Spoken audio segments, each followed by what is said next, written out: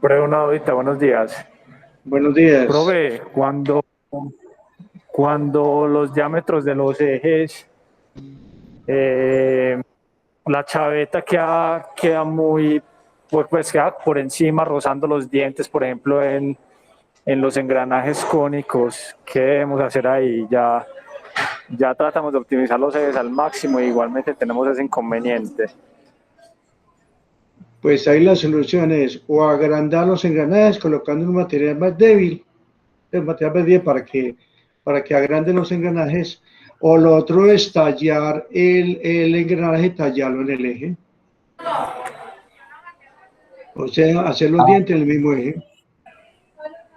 Ok, correcto. O sea, tallar el engranaje en el eje o reducir el material del O, o, engranaje. colo o colocarle un material más débil para que usted pueda agrandar los engranajes. ¿Sí? Ok, pero si igualmente ya tenemos el material más débil para el eje, material más permisible, pues, más débil permisible para el eje, entonces sería buscar otro material para el engranaje, o según lo que le entendí. A ver, yo creo que más bien no te estoy entendiendo. Más bien no te estoy entendiendo. Sí, o sea, Usted, con el diámetro del eje que tenemos, la chaveta, cuando estamos diseñando la chaveta, ella queda rozando los dientes del eje. los dientes del eje o los del engranaje. O el de los dientes, de los dientes del engranaje, queda muy cercana. En el caso de los cónicos nos quedan, se sobreponen, se sobrepone la chaveta a los dientes del engranaje cónico. Por eso, entonces la solución es rediseñar los engranajes, o sea, colocar el material más débil y hacerlo más grande. Y usted me tiene que mostrar eso en el trabajo. Sí, que tuvo que hacer eso. O la otra es, cuando usted me presente el dibujo del eje, debe ir el piñón cónico haciendo parte del eje, Pero eso no haciendo creo parte del que eje. que lo coloquemos como parte del eje. O sea, haciendo parte del eje, o sea, como si lo tallara en el mismo eje. ¿Ya? Sí, señor. Esa lo sé y me lo tiene que mostrar. Pues, o sea que el eje, si usted lo va a hacer así, el eje tiene que aparecer con el piñón ahí mismo dentro del eje, con sus datos de corte, con todas las dimensiones.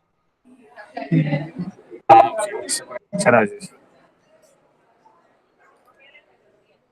Pues a mí me parece personalmente que eso sería más complicado para usted. Es más fácil rediseñar los engranajes, rediseñarlos y me muestran las hojas de cálculo de fatiga y desgaste, ¿cierto? Eh, y también me tiene que entregar la tabla de dimensiones de ese engranaje que, cierto, que recalcularon de nuevo. O sea, si recalculan el engranaje, me entregan entonces las hojas de cálculo de fatiga del gasto de ese engranaje y de planos cónicos. ¿Ya? Que es como la solución más viable, rediseñar el Claro, engranaje, el engranaje cónico, el piñón y la rueda. claro, porque es que si Ya el usted eje lo talla, optimizamos al máximo. si usted talla el engranaje en el eje, tiene que tener en cuenta ese material para calcular rigidez e información, para calcularlo en fatiga, o sea, se le complica el trabajo. Se le Sí, complica porque, sería más fácil rediseñar el engranaje. y mostrarme eso en el trabajo, ¿cierto? El rediseño que hicieron, ¿ya? Y el nuevo engranaje con las nuevas dimensiones lo van a presentar ustedes en el ensamble, o sea, con las dimensiones últimas, ¿sí? En el ensamble. Ok, listo, pues sí, ya lo entendí, muchas gracias. Bueno, recuerde que eso va a afectar dos ejes. Eso va a afectar dos ejes, el eje Disculpe, 1 y el 2. por ahí, qué pena. Eso va a afectar el eje 1 y el 2. Ok, sí, señor. Bueno, listo. Bueno, entonces bueno, buenos días para los que acaban de llegar. Voy a presentar ahora. Si no tienen alguna pregunta más, entonces voy a comenzar de una vez. Podemos dejar también la parte final de la clase para que hagan preguntas.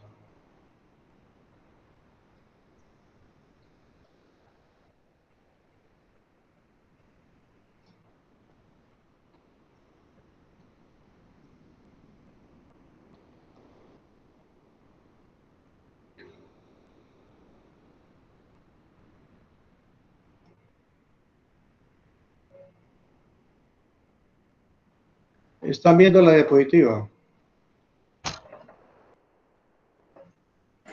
Sí, profe.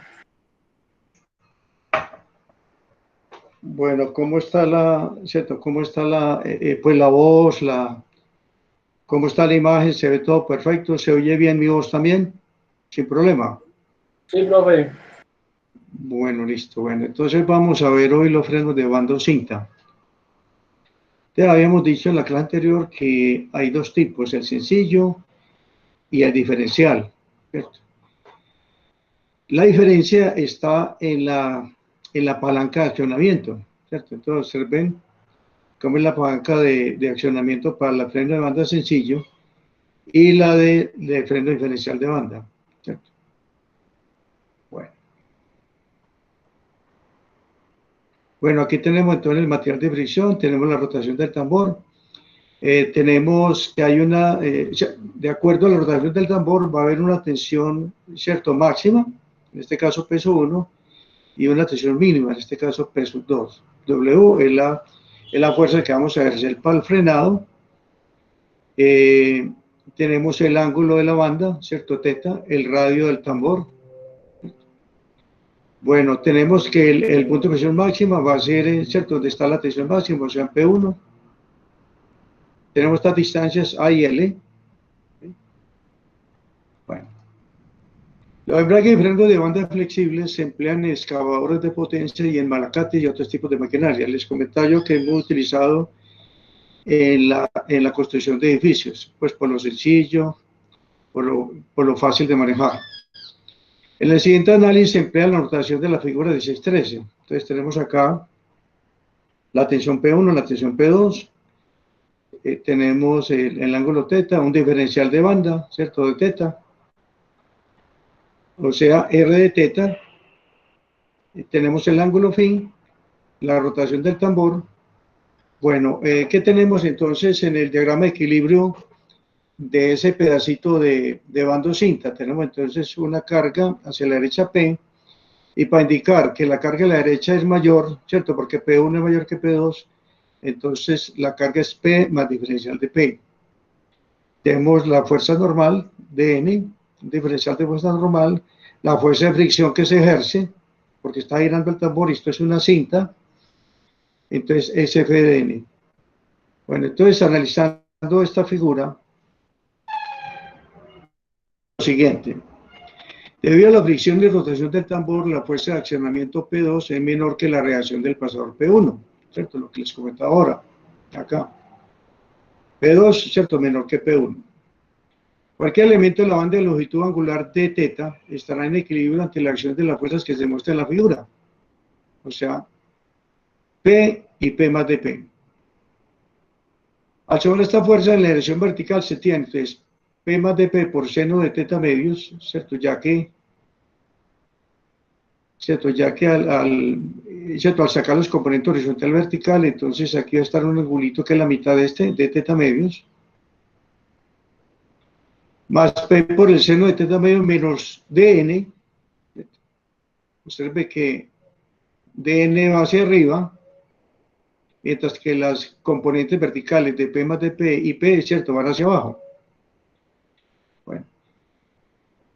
Puesto que en el caso de ángulos pequeños, el seno de teta medios tiende al ángulo, o sea, teta medios, entonces se cancelan acá y nos queda que dN es igual a P por d teta, ¿cierto? Esta ecuación. Al sumar estas fuerzas en la dirección horizontal, tenemos que P más de P por coseno de teta medios menos P coseno de teta medios menos F de N, mire que F de N va al contrario, F de N va hacia allá, igual que la fuerza, que la componente de P horizontal, por eso ambas son negativas, menos P coseno de teta medios menos F de N igual a 0, ya que para ángulos pequeños el coseno de teta medios tiende a 1, entonces, ¿cierto? Se cancela esto, esto sería 1, aquí también 1. Simplificando, nos queda entonces diferencial de carga de P menos coeficiente de división por dN igual a 0. A sustituir el valor de dN, o sea, el valor de dN acá arriba, igual a P de teta, en esta ecuación de acá, nos va acá lo siguiente, e integrando nos va acá lo siguiente, dP sobre P entre P2 y P1, igual a F por diferencial de θ, en tercero del ángulo phi, entonces nos va a quedar logaritmo natural de P1 sobre P2 igual a F por el ángulo, por F phi. O sea que P1 sobre P2 igual a E elevado a F por el ángulo phi. El par de torsión puede obtenerse la ecuación, entonces P1 menos P2 por D medios, ¿sí? Donde D es el diámetro del tambor.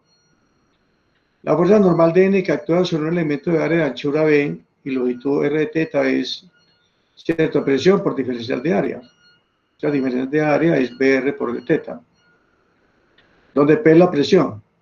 La sustitución del valor de Dn de la ecuación B, o sea, de acá, ¿cierto? Sustituyendo Dn que es igual a P de θ en esta ecuación, nos queda que P de θ igual a PBR por d θ.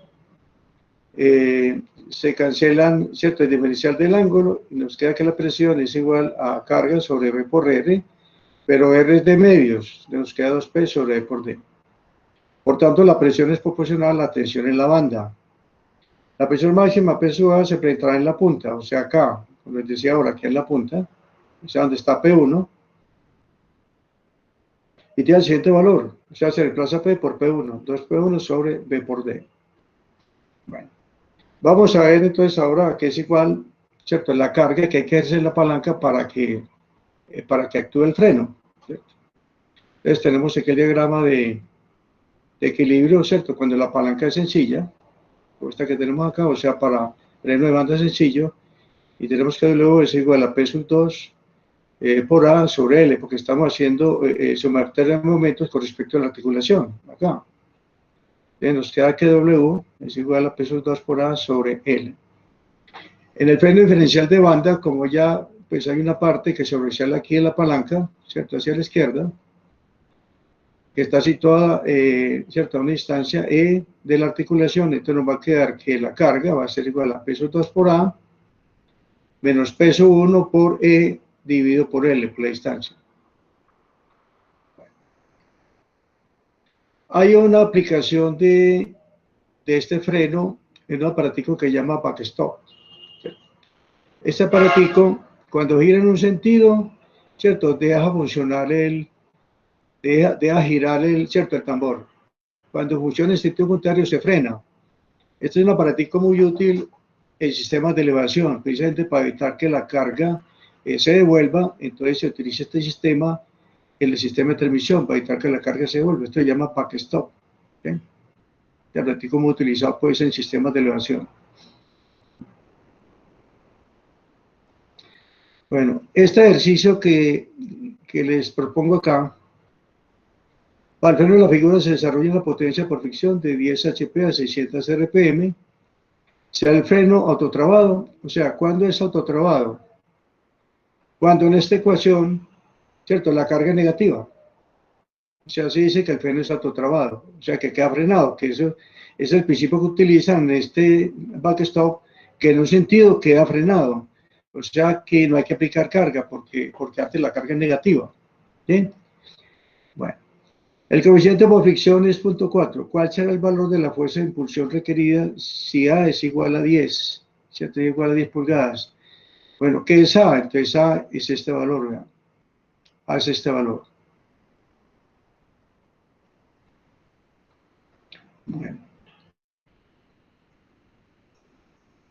Acá, A acá es este valor, o sea, la distancia que hay desde la fuerza que vamos a aplicar para frenar con respecto a la articulación.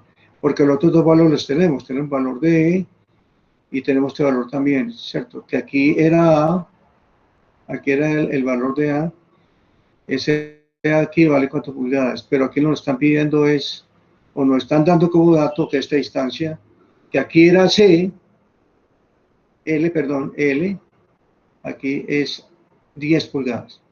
Repita el punto anterior, Z por gira en sentido antihorario. Este ejercicio, el que lo quiera resolver, por favor me lo entrega en formato PDF, ¿cierto? Resuelto. Recuerden que todas estas tareitas que les pongo ayudan a la nota del respectivo trabajo. En este caso, les va a ayudar para el trabajo de frenos. Bueno, vamos a ver los embragues. Nos queda faltando, de los frenos, nos queda faltando el freno de disco. pero para eso necesitamos ver la teoría de embragues porque el cálculo de freno de disco tiene pues mucho que ver con los embragues de disco.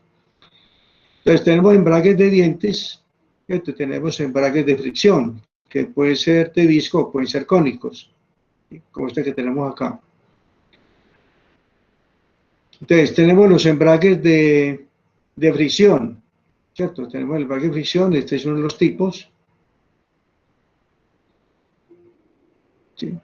Entonces tenemos que está formado por la volante, por el disco, tenemos la prensa, tenemos la carcasa, tenemos ¿cierto? La arandela de presión o cojinete de presión y tenemos ¿cierto? La horquilla, precisamente ¿cierto? Que es accionada cuando hundimos el pedal del clutch, ¿cierto? El pedal del embrague. Tenemos los resortes. Vamos a ampliar esta parte de acá abajo.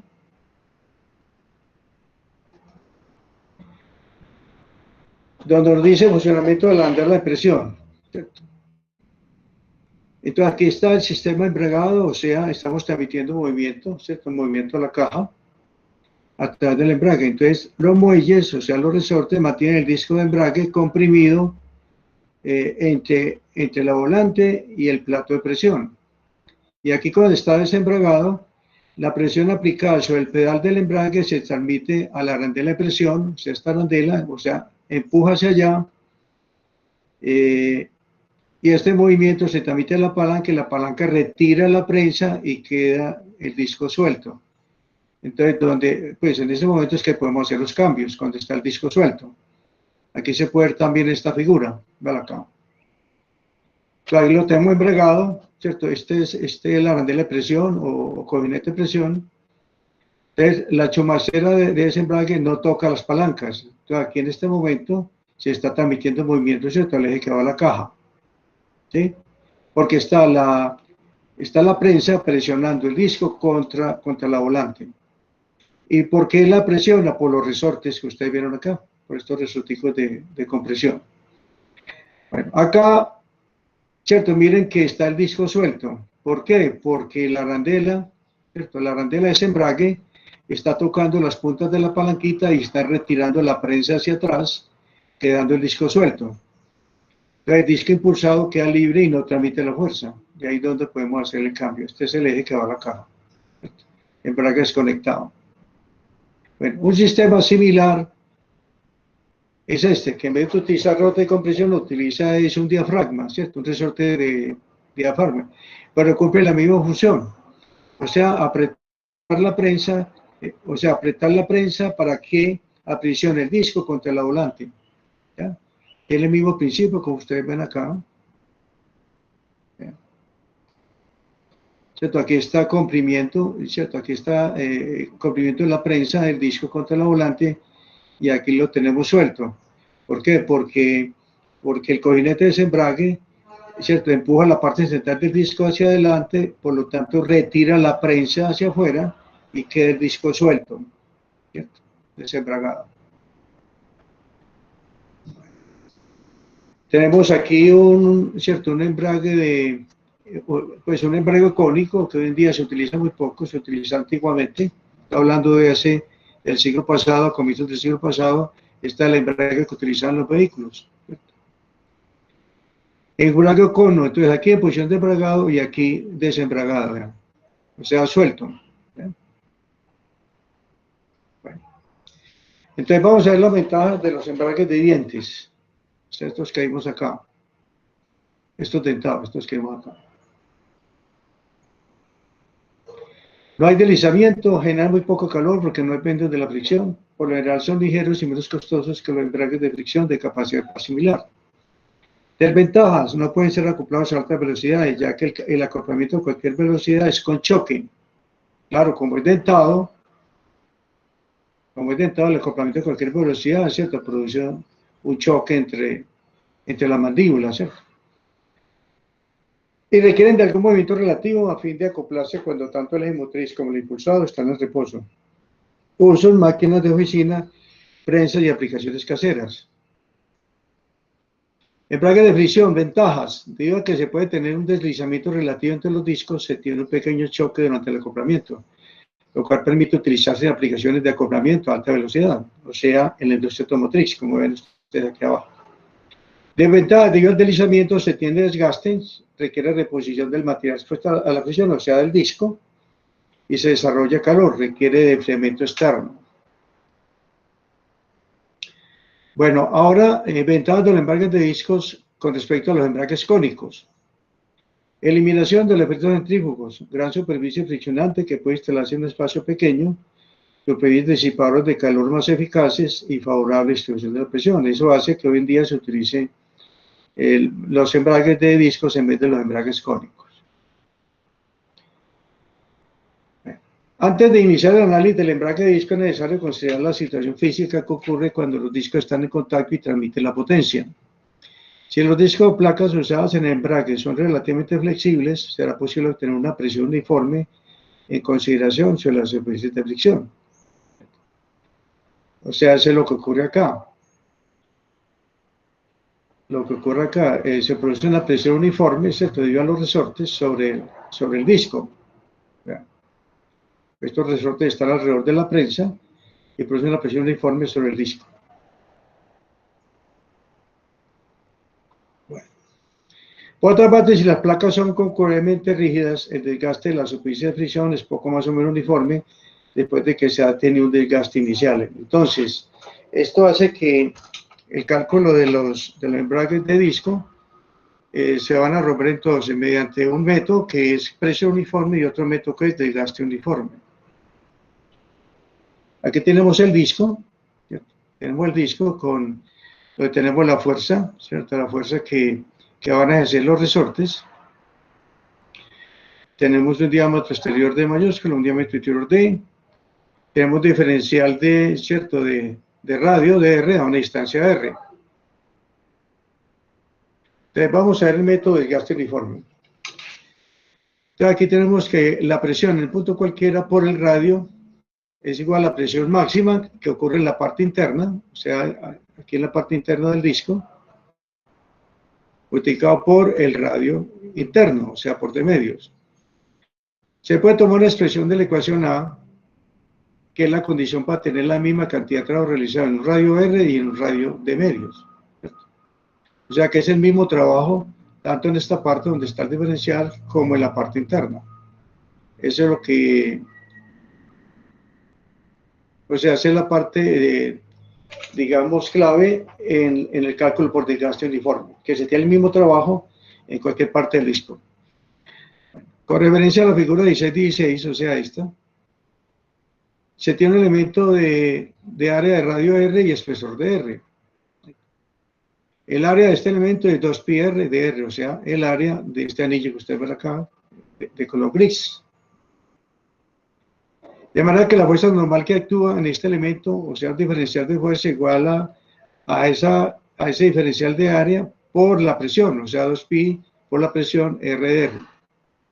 Se puede determinar la fuerza normal total haciendo que R varíe de medios a de medios e integrando. Entonces aquí está la integración. Donde despejando de acá la P es igual a P sub A por D sobre 2R, ¿cierto? Porque PR igual a PA por D medios.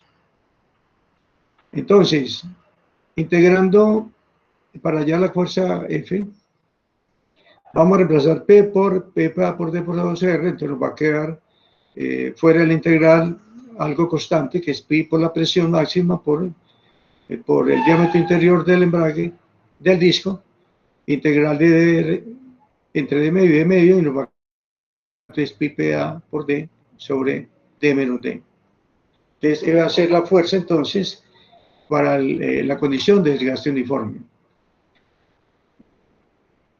El par de torsión se termina integrando el producto de la fuerza de fricción y el radio. O sea, esta fuerza, esta diferencial se multiplica por el coeficiente de fricción y además se multiplica por el radio, que es lo que aparece acá. Fuerza de fricción, o sea, F de F por el radio. Y reemplazando la P por esta expresión, entonces nos va a quedar constante pi por F, presión máxima por D, integral de R de R, y nos da, resolviendo la integral, nos da esto que tenemos acá. Sustituyendo el valor de F en la ecuación de 1623, o sea, este F, sustituyéndolo en esta ecuación de acá, Se tiene una expresión más conveniente del par de torsión, o par de frenado, ¿cierto?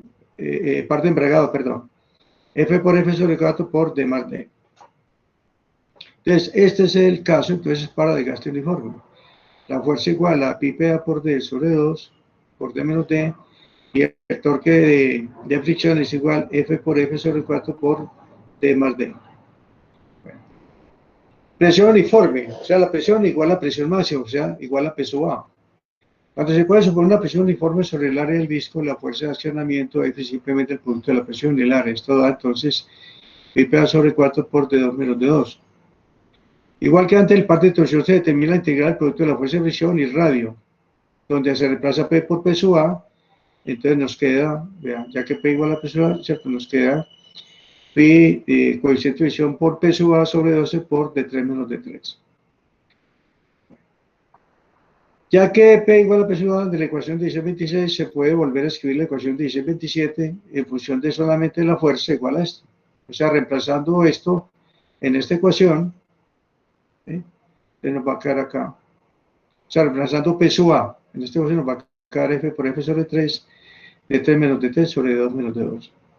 Se observa que en ambas ecuaciones el par de torsión es para un solo par de superficie de contacto. Por lo tanto, este valor se debe multiplicar por el número de pares de superficie de contacto. Se refiere a esto.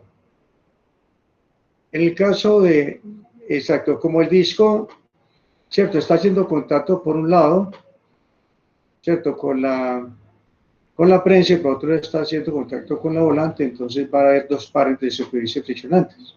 O sea que el torque total sería 2 veces el calculado. ¿Sí? 2 veces el cálculo del torque, sería el calcular tanto acá como el desgaste uniforme. El torque total para ese caso del disco de los embragues de los automotores sería entonces 2 veces este torque que tenemos acá, el torque transmitido. Bueno, otro ejercicio para resolver.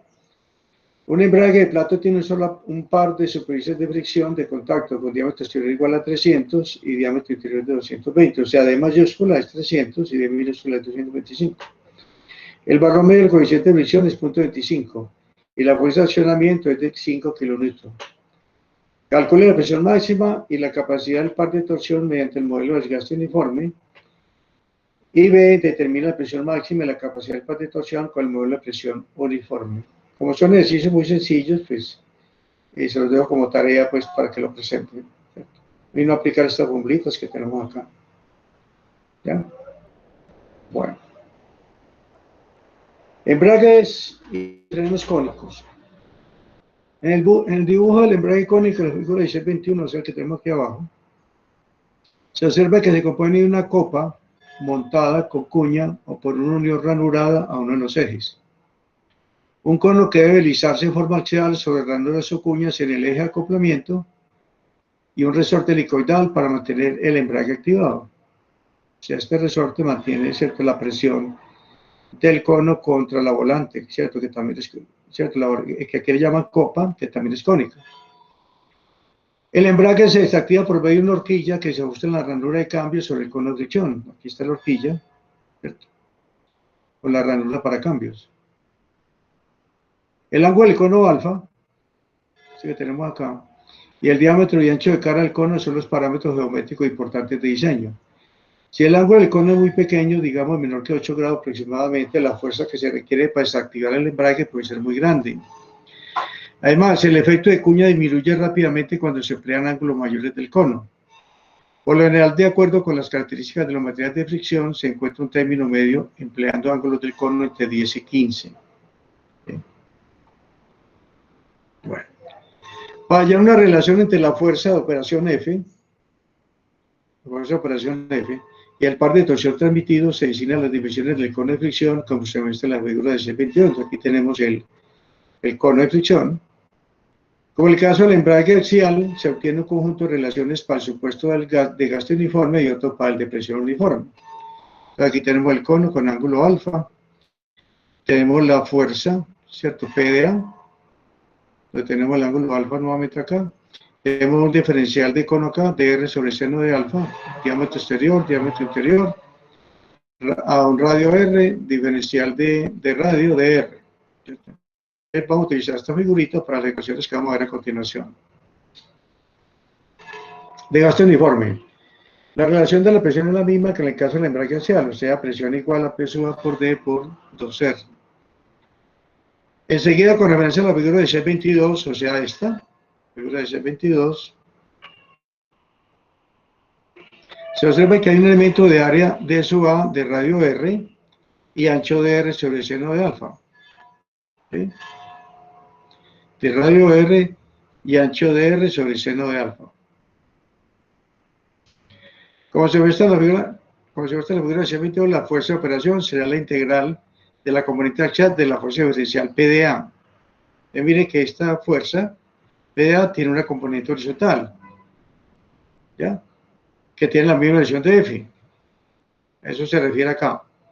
Como se muestra en la figura de C22, la fuerza de operación será la integral de la componente axial de la fuerza diferencial PDA. De este modo, entonces, integral de PDA por seno de alfa. Entonces, usted mira la figura, esta componente horizontal es PDA por el seno del ángulo opuesto. Bueno, se reemplaza entonces la presión por esta expresión, PA por D sobre 2R, donde el diferencial de área es 2πr sobre el seno de alfa, por el seno de alfa, entonces nos queda al final pi PA por D integral de DR entre D medio y D medios, y observen que queda la misma ecuación del embrague axial, ¿cierto? Pi PA por D sobre 2, D menos D, vean, la misma ecuación que vimos en el gasto uniforme del, ¿cierto? El embrague de disco axial, vean, la misma ecuación. Bueno.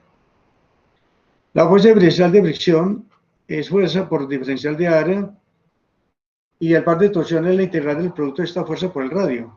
Aquí tenemos nuevamente integral de la fuerza de fricción por el radio, reemplazando los valores, o sea, PA por D sobre 2R, y el diferencial de área 2πr dr sobre seno de alfa, entonces simplificando nos va a quedar al final F pi PA por D por 8 seno de alfa de 2 menos de 2. ¿Cuál es la diferencia con la que nos dio en el embrague axial? La que aparece aquí el seno de alfa. Entonces vemos la ecuación. La ecuación para embrague axial, el torque para el gasto uniforme es la misma que la que vemos acá en el embrague cónico, pero dividiendo por seno de alfa. Nuevamente, reemplazando acá, ¿cierto?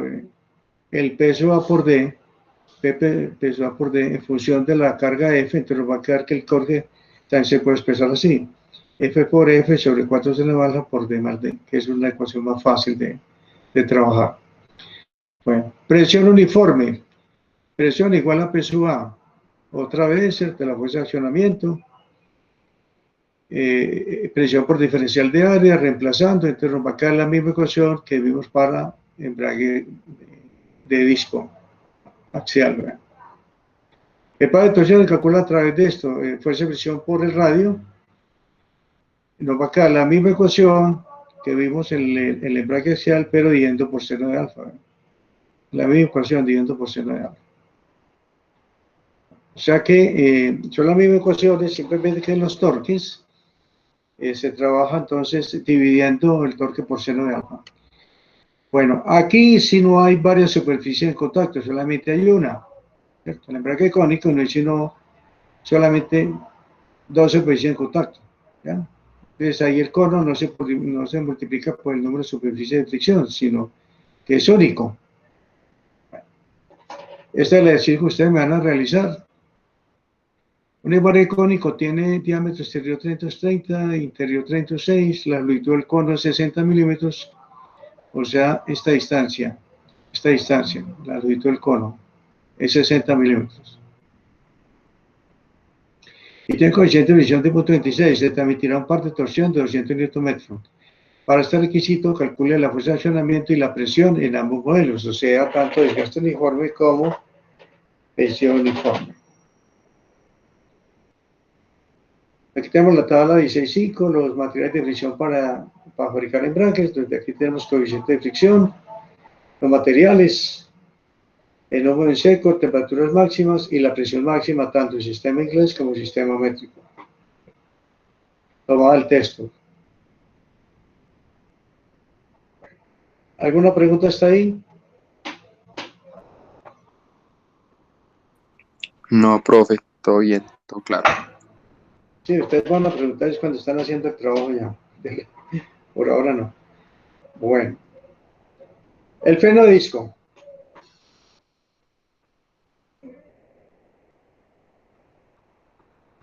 Como se indica, no existe una diferencia fundamental entre un embrague y un freno de disco. El análisis de la sección anterior, o sea, cuando vimos los embragues de disco, también se aplica a frenos de disco. Se ha visto que los frenos de aro tambor se pueden diseñar para que sean autorreguisantes, o sea, estamos hablando de los frenos de campana. Aunque esta característica es importante para reducir el esfuerzo de frenado que se requiere, también tiene una desventaja.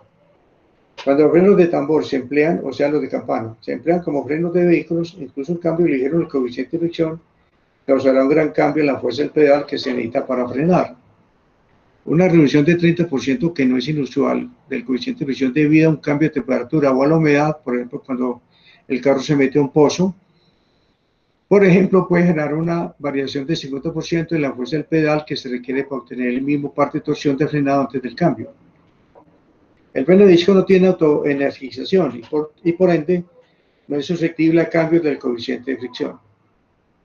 Por eso se prefiere más bien en vez del freno de campana. Aquí lo tenemos. ¿Sí? Cuando visamos el pedal del freno, se activa una bomba hidráulica que conduce el líquido de freno hacia las pinzas del freno. La presión del líquido de freno hace que los pistones empujen las pastillas. Las pastillas hacen fricción contra el disco de freno, donde la energía cinética se convierte en calor disipado y así el conjunto del vehículo desacelera progresivamente. Con el paso del tiempo, según el tipo de coche y la forma de conducir, los frenos se irán desgastando. Actualmente los frenos de disco son los más comunes en el eje delantero del vehículo. Por lo general, el freno de tambor ha quedado relegado al eje trasero y a los vehículos más antiguos por su menor eficacia. Son la superficie contra la que actúan las pastillas para frenar el vehículo. Giran a la vez que la rueda mientras nuestro vehículo circula y soportan temperaturas de hasta 500 grados. Ya esto lo habíamos visto en una clase anterior. Aquí tenemos entonces las pastillas. Tenemos el disco y tenemos acá entonces el sistema hidráulico que presiona las pastillas contra el disco. Bueno, aquí lo tenemos también, ¿cierto? Esquemáticamente. Por aquí entra el líquido de frenos, donde vemos que está empujando, entonces está empujando este pistón, está poniendo las pastillas contra el disco. Bueno, este es ¿cierto? Esto es el rin de la llanta. Ahí está. Bueno. Geometría del área de contacto de un segmento de zapata anular, o sea, el caso de un freno de disco. Donde está la pastilla. Ustedes ven aquí más oscurito la pastilla. Esta es la fuerza que está ejerciendo ¿cierto? El líquido de frenos contra la pastilla y contra el disco. La coordenada R barra, ubica la línea de acción de la fuerza F que intercepta el eje Y. También es importante el radio efectivo RE, que es el radio de una zapata equivalente de espesor radial infinitesimal. Si P es la presión local del contacto, la fuerza de accionamiento F y el par de torsión de fricción T se obtiene mediante. Entonces, primero miramos la figura. Entonces vemos que hay dos variaciones del ángulo, θ1 y θ2. Y variaciones, ¿cierto? En el radio de la pastilla. Está entre un radio interior y un radio exterior, por eso hay que hacer doble integración. Entonces, para hallar la fuerza F, integramos entre θ1 y θ2 y entre R sub I y R sub 0. Presión por diferencial de área. El diferencial de área es R de R de θ. ¿Cierto? Diferencial de área aquí es R, el radio, por R de R de θ, como ustedes ven acá. Bueno, entonces, resolviendo, nos queda entonces θ2 menos θ sub 1, integral de PR por dr entre R sub I y R sub 0. El torque, igual que en los, ¿cierto? Que en los otros, que en los embragues, es igual fuerza de fricción por el radio. Entonces estamos multiplicando PRDR por F y a la vez por el radio. Entonces nos queda FPR2 DR de teta. Resolviendo nos queda teta 2 menos teta 1 por el coeficiente de fricción entre R sub I y R sub T2 de PR2 DR.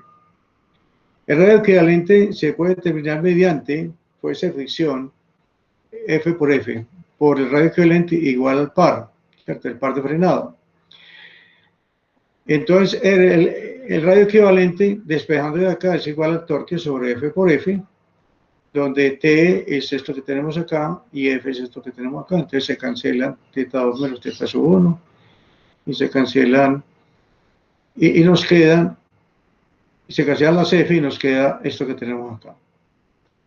La coordenada de ubicación R, o sea, R barra, de la fuerza de activación, o sea, esta R barra que tenemos acá en la figura, se calcula tomando momento con respecto al eje X. Entonces, el momento es igual a la fuerza por R barra, la doble integración de esta expresión, P por R, porque es proporcional a la distancia vertical con respecto al eje X. Entonces, por R seno teta, R de teta, resolviendo nos queda entonces esto. O sea, mx sobre f, ¿ya? Entonces, mx es esto, y f es este valor de acá. F es esto. Entonces, simplificando, nos queda coseno de teta 1 más coseno de teta sub 2 sobre teta 2 más teta 1 por el radio equivalente, o sea, por esta expresión. Bueno, entonces estas son las fórmulas generales para calcular tanto la fuerza de frenado como el par de frenado y las distancias R barra y el radio equivalente. Vamos a aplicarle entonces desgaste uniforme en primer lugar y después vamos a aplicarle presión uniforme. A partir del análisis de la ecuación 1227, es evidente que para el desgaste axial sea el mismo en todos los puntos. El producto PV debe ser una constante.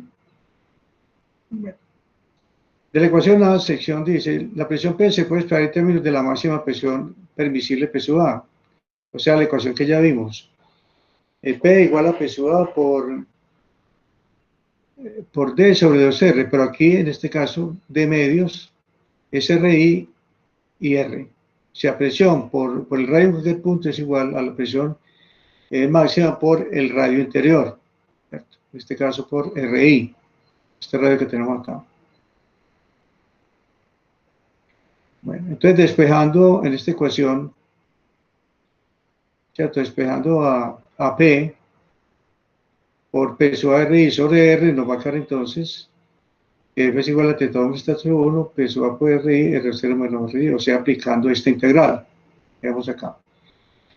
Haciendo reemplazo también de P en la fórmula del torque, nos va a quedar esta ecuación que tenemos acá. Un medio teta 2 menos teta sub 1 por coeficiente de fricción P sub A RI por R sub 0 al cuadrado menos R sub I al cuadrado. Bueno, vamos a hallar entonces el radio equivalente con esta ecuación, haciendo esta integración y nos va a quedar lo que tenemos acá, reemplazando a P por P sub A RI sobre R. Y al final nos va a quedar entonces la suma de los radios exterior más interior sobre 2. ¿Sí? Bueno, y R barra, aplicando esta ecuación que tenemos acá, reemplazando el radio equivalente, coseno de teta 1 más coseno de teta 2, teta 2 más teta 1 por radio equivalente, ¿cierto? Reducción más RI sobre 2. Nos va a quedar entonces lo que tenemos acá. Para presión uniforme, vamos a repasar la P en estas integrales, la P por P sub A. Todas estas integrales que tenemos acá.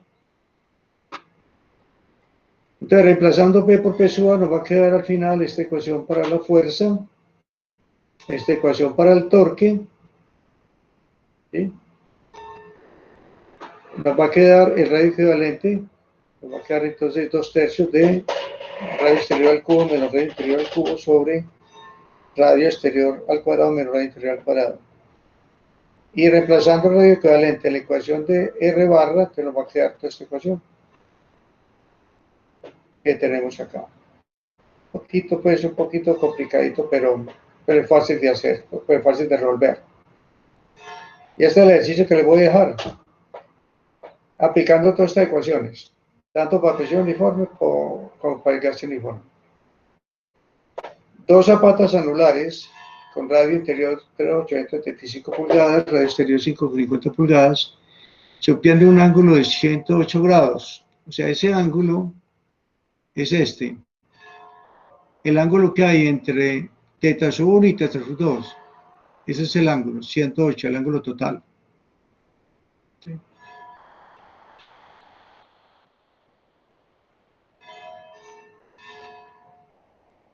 Tienen un coeficiente de presión de 0.37 y se acciona mediante un par de cilindros hidráulicos con diámetro de 1,5 pulgadas. El par de torsión requerido es 13.000 libras pulgada. Para un desgaste uniforme, bueno, ustedes me lo van a hacer para presión uniforme.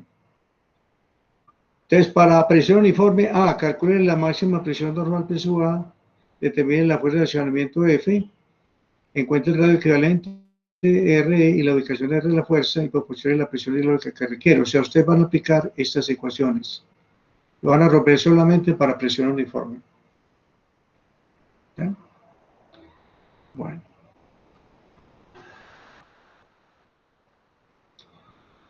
¿Les interesa esto? Esto lo traje pues como cosa adicional, pues por si les interesaba esta partecita, ¿le interesa? Sí, profe. Los frenos ABS funcionan en compañía del sistema de frenado convencional. O sea, no reemplaza pues el sistema de frenado convencional. Se trata de una bomba que se le coloca a los circuitos por donde fluye el líquido de frenos y en los detectores que están encargados de controlar las revoluciones que producen las ruedas. Si al realizar una frenada de forma brusca una o más ruedas reducen las revoluciones repentinamente, el sistema ABS lo detecta. Esta señal es traducida como si las ruedas fueran a bloquearse sin que el vehículo se detenga. Si esto pasara, el automóvil se deslizaría sobre la superficie sin control y sin poder reaccionar a los movimientos del volante. Es por ello que los sensores envían señales al módulo de control para evitar que esto suceda. La presión sobre los frenos se reduce sin necesidad de que el conductor intervenga en ellos. Cuando todo se normaliza, las ruedas volverán a girar correctamente y el sistema va a permitir que la presión ejercida sobre los frenos actúe de nuevo con la intensidad requerida. Cuando este sistema interviene, el procedimiento se repite rápidamente entre 50 a 100 veces cada segundo. Esto se traduce en vibración del par de freno. Esta vibración le produce susto a veces a la gente, piensa que se quedó sin frenos. Pero eso es normal en los frenos ABS, que cuando se frena bruscamente, ¿cierto? Vibra el pedal del freno. Pero eso es normal. Pero la gente va muchas veces a los talleres, ¿cierto? Diciendo que es que le están fallando los frenos, ¿cierto? Bueno. Con esto vamos por terminado entonces el tema de acopio de frenos de embragues. ¿Tienen alguna pregunta? Para que comencemos con el último capítulo del curso, que es resortes. ¿Hay alguna pregunta? De momento no, profe. Bueno, entonces continuamos entonces.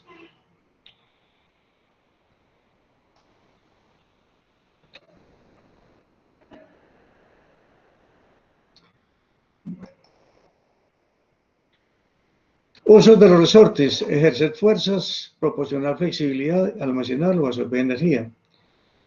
Tipos de resorte: entonces hay alambres redondos, ¿cierto? Alambre redondo, normalmente de tensión, compresión y torsión. Y también hay alambres de sección cuadrada, aunque de muy poco uso porque hay poco desarrollo, o sea, comparado con el desarrollo que hay de los alambres redondos, es muy poco realmente. Bueno, hay también resortes planos, cantilever, o sea, una lámina en voladizo es un resorte cantilever. Bueno, los elípticos, que son los ¿cierto? Que son las ballestas de los vehículos, los muelles de reloj, o sea, la cinta que se enrolla sobre sí mismo, las arandelas, ¿cierto? Por ejemplo, las arandelas cónicas, las arandelas de presión o guasas también son un tipo de resortes. Bueno, y hay formas especiales, como les voy a mostrar. Bueno, entonces tenemos aquí los muelles, los resortes de alambre redondo, este caso de tracción o de extensión. Tenemos los resortes de compresión. La diferencia entre estos dos es que estos tienen, ¿cierto? Tienen unos extremos, precisamente para agarrar el resorte, ya que la carga es de, ¿cierto? Es de tracción. Tenemos los resortes de torsión, aquí están. Los resortes de, ¿cierto? De cinta, o sea, los que llamamos acá muelles de reloj. Aquí están. Tenemos dentro de los resortes de compresión, tenemos varias formas de paso constante, de paso variable. Tenemos de forma cónica, en forma de barril, globoidal. ¿Sí? Tenemos los resortes de extensión. Este es el clásico, con una barra de torsión. Este es el de torsión. Tenemos la arandela cónica, un resorte de anillo, resorte de fuerza constante, motor de resorte de fuerza constante. Las ballestas de los vehículos, estos son los elípticos, se llaman elípticos. Ahí está. Bueno, vamos entonces primero a analizar el resorte que ustedes van a tener en el trabajo, o sea, resortes de compresión. Entonces, ellos vienen con varios tipos de extremos, o sea, hay varios tipos de extremos. Extremo sencillo plano, sencillo esmerilado, escuadra y cerrado y escuadra esmerilado. Aquí tenemos las formas. Es el primero, ambos extremos sencillos. Tenemos ambos extremos a escuadra y esmerilados. Extremos escuadra y esmerilados. Tenemos extremos sencillo a escuadra, o sea, escuadra, pues a escuadra significa que reducen el paso de las espiras de los extremos a cero. O sea que la última espira de los extremos toca la espira anterior. Eso se llama escuadrar un resorte, ¿sí? Ahora, algunos vienen, ¿cierto?, esmerilados o no, para que asienten mejor sobre superficies planas. Bueno, esta tabla 10.1 tenemos algunas dimensiones, tenemos tipos de extremos y tenemos las espiras de extremo, que también se llama espiras muertas, la espira total, NSUT, espiras activas, la vamos a llamar NSUE, las espiras activas, NSUA. Tenemos una longitud libre, o sea, sin carga, longitud cerrada completamente, LSUS, el paso P, NSUA va a ser número de espiras activas, ¿cierto? NSUA. Bueno, vamos a tener otra terminología que vamos a utilizar en estos resortes de compresión. Entonces, tenemos la longitud libre, ¿cierto? El SUF, que más adelante lo vamos a llamar el sub-0, que es la notación que tiene el texto de Chigli. La longitud libre, o sea, cuando un resorte no tiene carga, ¿cierto? Carga igual a 0. Bueno, normalmente los resortes se instalan con una precarga, o sea, lo que llaman ahí FSUI, ¿cierto? Fuerza a la longitud instalada, LSUI. Para un resorte alternativo, la fuerza varía entre F sub 0 y F sub I. Bueno, tenemos F sub 0, que es la fuerza en la longitud de operación. Es la fuerza máxima que siente el resorte en su operación normal, ¿cierto? O sea, F sub I es como se instala, pues, o sea, se instala precargado. O sea, nunca se instala un resorte con carga 0. Siempre se instala un poquito comprimido. Ya en funcionamiento, él se somete a una carga F sub 0, o sea, como una especie de carga máxima, donde la longitud de operación, ¿cierto? O sea, la longitud sometida a la carga máxima va a ser L sub 0, y tenemos F sub S, que es la fuerza en longitud comprimida, o sea, lo llamamos también carga al cierre, o sea, cuando el resorte se cierra completamente, o sea, cuando juntamos completamente las espiras. Y la longitud comprimida la vamos a llamar L sub S, también se llama longitud cerrada. Entonces tenemos resorte libre, sin carga, sometido a una longitud L sub F, que más adelante vamos a llamar el sub 0, o le ilumina el texto, sometido a una carga mínima F sub I, y donde mide una longitud mínima, ¿cierto? L sub I en este caso, una carga máxima es F sub 0, donde mide una longitud L sub 0, y una carga al cierre, F sub S, donde el resorte completamente comprimido lo vamos a llamar L sub S. Bueno. Aquí tenemos entonces la notación que trae el texto de Chigle para estas situaciones que vimos acá, ¿cierto? Entonces aquí carga 0, donde la longitud libre es L sub 0. Esto lo vamos a llamar carga mínima, F sub mínimo, o sea, carga de instalación, donde esta es la deformación mínima, o sea, lo que se deformó, lo que se comprimió al pasar de la longitud libre a la longitud mínima. ¿Sí? Tenemos fuerza máxima, donde ese resorte mide una longitud máxima y se ha comprimido Y máxima, o sea que lleva a ser la deflexión que ha sufrido el resorte a partir de su longitud libre. Bueno, tenemos aquí F sub S, la carga al cierre, o sea, completamente cerrados, y donde mide L sub S, donde se ha comprimido una distancia Y sub S desde la longitud libre. Bueno, esta diferencia entre la longitud máxima y la longitud cerrada la vamos a llamar tolerancia por choque. ¿Sí? Esta tolerancia por choque está acá, es igual a S1, S1 se llama regazo fraccional al cierre, debe ser mayor o igual a 0.15. Entonces, ¿cómo se halla? Multiplicando ese regazo fraccional al cierre, así se llama en el programa linealidad robusta. Entonces, tolerancia por choque igual a esta regazo fraccional al cierre por la deformación máxima, y debe ser menos o igual a la tolerancia al cierre, o sea, la longitud máxima menos la longitud cerrada. ¿Sí? Este es un requisito que debe cumplir cuando estemos calculando el resorte. Esto lo van a ver ustedes en el programa, tolerancia por choque y tolerancia al cierre. Bueno, la constante de rigidez del resorte es igual delta F sobre delta L, o sea, fuerza máxima menos fuerza mínima sobre longitud mínima y longitud máxima.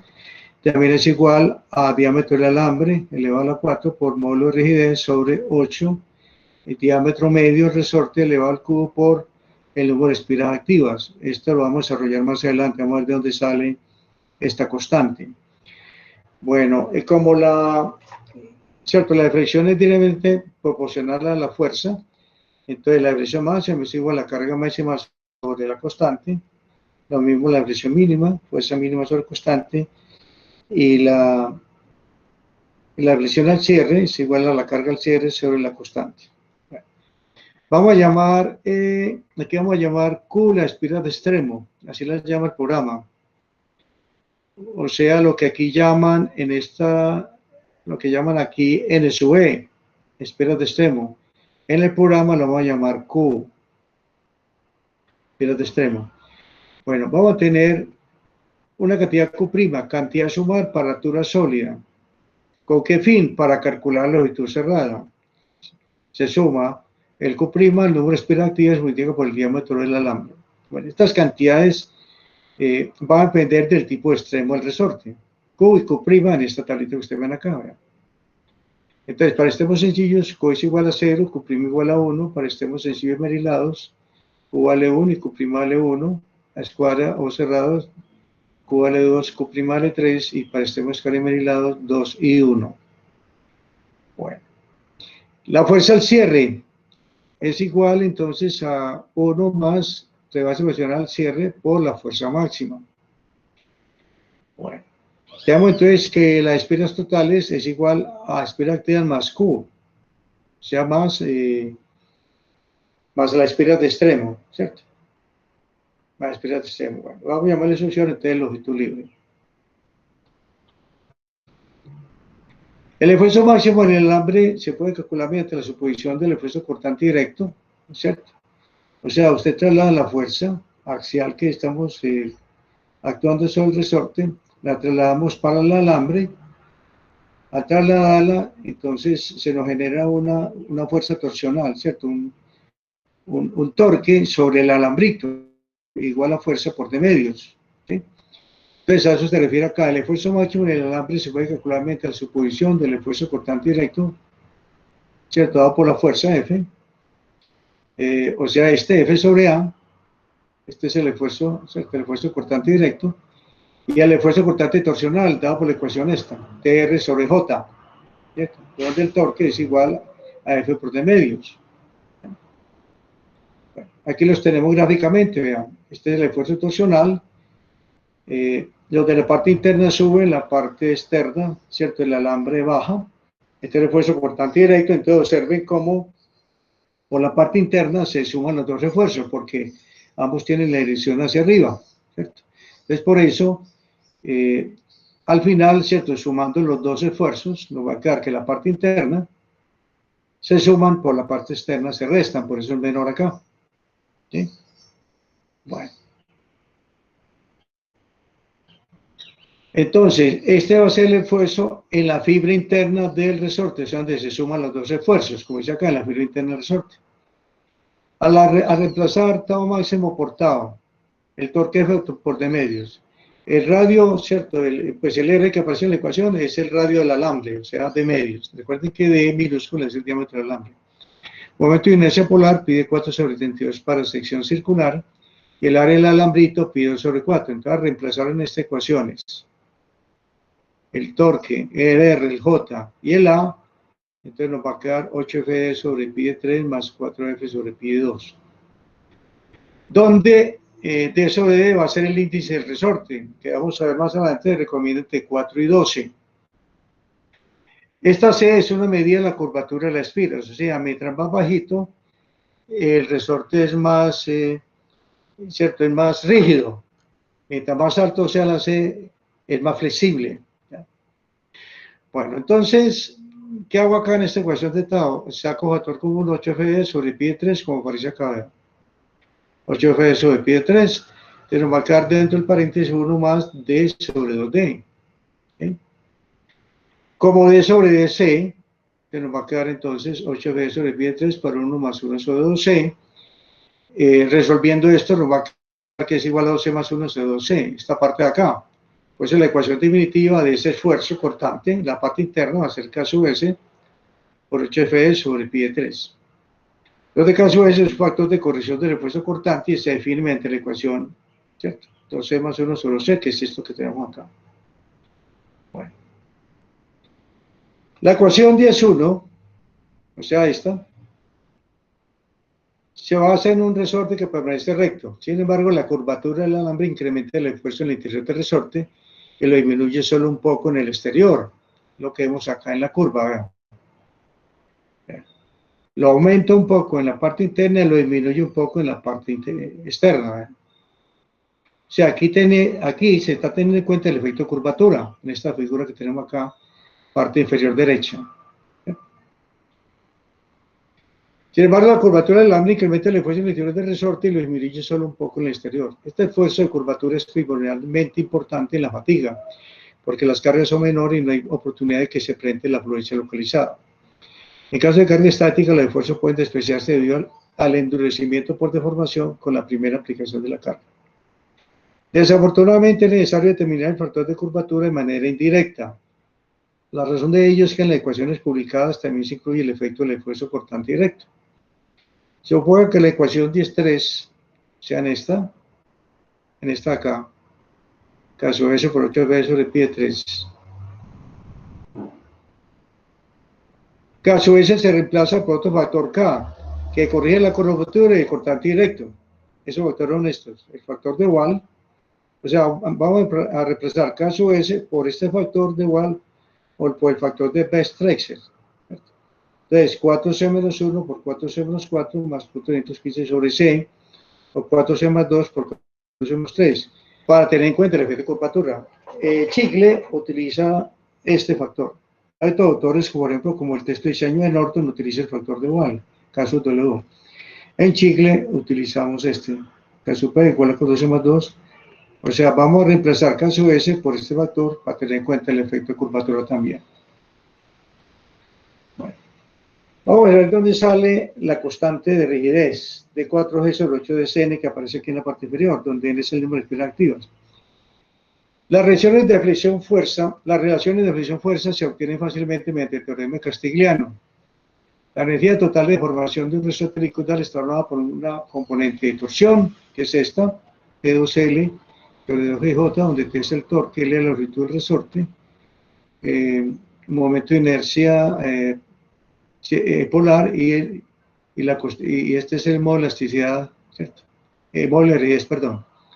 Y una de cortante, que es esta, F2L sobre 2AG. Lo estoy dividiendo al torque por F por D medio, longitud del resorte pi por D, por el número de espiras activas. Esta N es el número de espiras, como aparece acá, número de espiras activas. Momento de inercia polar, el área pi de 4 sobre 4.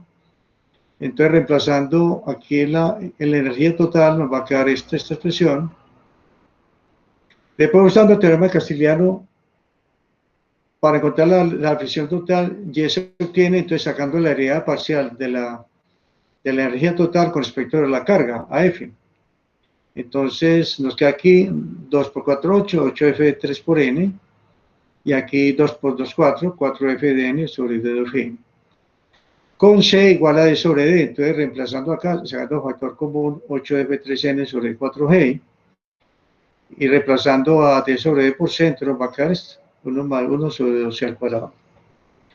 Esta expresión, ¿cierto? Esta expresión tiende a 0, porque C va a variar entre 4 y 12, entonces esta expresión es muy bajita, por eso aquí desprecian esto que hay entre el paréntesis, y nos queda solamente 8F3 por N sobre 4G.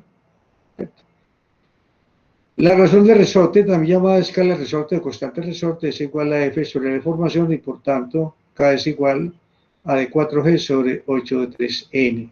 Desde ahí, de la energía, o sea, del teorema castigliano, es que el texto Guida-Chigle define la constante de rigidez como D4G, diámetro del alambre, a la 4 por G, 0,8 por diámetro medio del resorte sobre N, donde este es el diámetro medio. Vean, el diámetro medio. Se la suma y suma del diámetro exterior y el diámetro interior. Bueno. Hablemos de la estabilidad de un resorte. En el capítulo 4, o sea, donde se analizan las columnas, se aprendió que una columna sufría pandeo cuando la carga sea muy elevada. Yo voy a ampliar. ¿Alcanzan a ver ahí o les amplío la letra? Yo veo bien. ¿Sí ve bien? Bueno, listo. En el capítulo 4 se aprendió que una columna sufría pandeo cuando la carga sea muy elevada.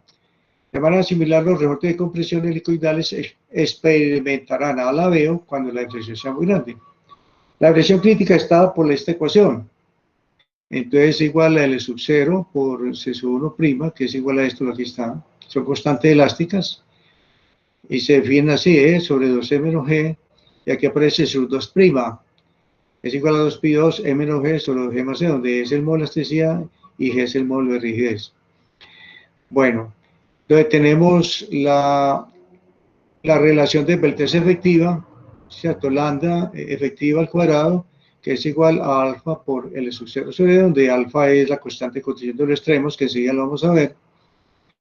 Y la fricción crítica estaba por esta ecuación, donde la presión crítica es la presión correspondiente al inicio de la inestabilidad. Este señor Sámono afirma que esta ecuación la citó Wall, o sea, el mismo de la ecuación que acabamos de ver, y la verificó experimentalmente este señor. Bueno, la cantidad, relación de vertiente efectiva, estaba por esta ecuación, alfa por longitud libre sobre diámetro medio del resorte. Y está una constante elástica, ya lo vimos. Donde aparece alfa, acá, que es la condición, constante condición de los extremos, que estaba por esta tablita, acá está, la tabla 1 del libro. Constante las condiciones de extremo alfa de error de dificultades de compresión, dependiendo de la condición del extremo. Entonces, para resorte apoyado entre superficies planas paralelas, extremos fijos, este es el caso de los extremos cuadrados y emerilados, constante alfa, punto 5. Un extremo apoyado por una superficie plana es perpendicular al eje del resorte, o sea, un extremo fijo y el otro extremo con pivote, o sea, articulado, punto 77. Ambos extremos con pivotes articulados, 1. O sea, cuando el extremo del resorte está apoyado sobre ¿cierto? Sobre una pieza esférica, ¿cierto? Sobre un balín, algo así. Y un extremo sujeto al otro libre, entonces tiene 2. el valor de 2 de alfa. Bueno, entonces, la estabilidad absoluta se presenta cuando en la ecuación 10-10, o sea, esta ecuación de arriba, el término C sub 2' sobre relación de vertiente efectiva al cuadrado es mayor que la unidad. Ello significa que la condición de estabilidad absoluta es que longitud libre sea menor que pi por d sobre alfa por 2e menos g sobre 2g más c al cuadrado. Entonces, esto se llama, esto que tenemos a la derecha del menor, se llama longitud de pandeo. Y en ese cero longitud libre. Bueno, ustedes van a ver esto en el programa. O sea, el programa calcula la longitud pandeo y calcula la longitud libre. Bueno, en el caso de los aceros, recuerden que los aceros, pues el módulo de la elasticidad es igual a 207 gigas y el módulo de rigidez es 79.300, ¿cierto? Megapascales. Entonces, reemplazando estos módulos, en el caso del acero, resulta que la longitud libre es igual a 73D sobre alfa. Y para extremo escuadra medida, que es el más usado, ¿cierto? O sea, cuando alfa es igual a 0.5, entonces la longitud libre es menos 5,26 con D. Entonces, esto garantiza que no haya pandeo, ¿cierto? Que no haya pandeo. Bueno, veamos los materiales para resortes, ¿cierto? Materiales comerciales. Tenemos acá entonces la tabla 10.3 del texto, donde dice aceros al alto carbono y aleación para resortes. ¿Por qué alto carbono? Mire que son aceros A61085 para alambre de piano, alambre de templado rendido en aceite, es un acero 1025, o sea, acero al carbono con alto contenido de carbono. Este alambre estirado duro, ¿cierto? O trefilado, AIC 1026, también con alto contenido de carbono. Tenemos aquí aceros aleados, el cromo vanadio 6150, alto contenido de carbono, y tenemos aquí el cromo silicio AIC 9254, también con alto contenido de carbono. Entonces veamos lo que dice cada uno de ellos. El alambre de piano, que tiene carbono entre 0.8 y 0.95, se conoce como A228, ACTM A228, o sea, esta nomenclatura es la que se utiliza pues normalmente en la industria, A228, A229, este es el A227, el A231, ¿cierto? El 231, ¿ya? Este es el A401, más adelante lo veremos. Bueno, entonces el A228 es el alambre de piano. Este es el mejor, el más tenaz y el más empleado de todos los materiales para fabricar resortes pequeños. Vienen tamaños muy pequeños, como van a ver ustedes acá, de 0.12 a 3 milímetros. Aunque hay un catálogo que yo les voy a suministrar a ustedes de una lámpara de resortes que es importado, donde van a encontrar diámetros por encima de 3 milímetros. Entonces dice, este es el mejor, el más tenaz y el más empleado de todos los materiales para fabricar resortes pequeños.